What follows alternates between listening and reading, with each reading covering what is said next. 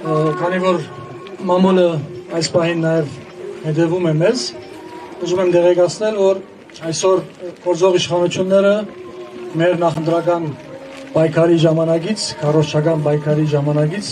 կարողացան քողանալ 4 ժամ։ Մենք օրեր առաջ պայմանավորվել էինք երկու ավտոբուս ենք փորձել ցերկ բերել, ինչ-որ կազմակերպության անունը այս պահին չհայտարարեմ,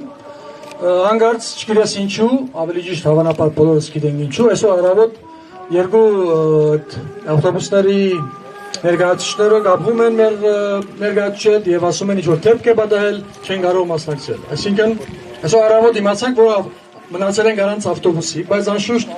մեր ընկերների շնորհիվ հնարավորինս արագ ցելով փորձեցինք գտնել նոր ավտոբուսներ, այդ բնդրդուքի ժամանակ եւս դեղի ունեցան խանգարողներ, բայց ինչպես տեսակ մեզ վերջո հաջողվեց, այո, 4 ժամ ուշ, բայց հաջողվեց հասնել Սարդարաբադ։ Կուզեմ ասել, բոլորս էլ շատ լավ տեսնում ենք ինչպիսի ժողովրդավարական օազիս կոչվող Հայաստանի Հանրապետությունում են կոչվում, որտեղ նույնիսկ արևմուտքը չի հոգնում հիշատակելու, որ ինչպիսի ժողովրդավարություն արգա է այսօր Հայաստանի Հանրապետությունը, մի խոսքով։ Սա մամուլի համար թող իմանան, որ ինչեր է կատարել, ես վստահ եմ, որ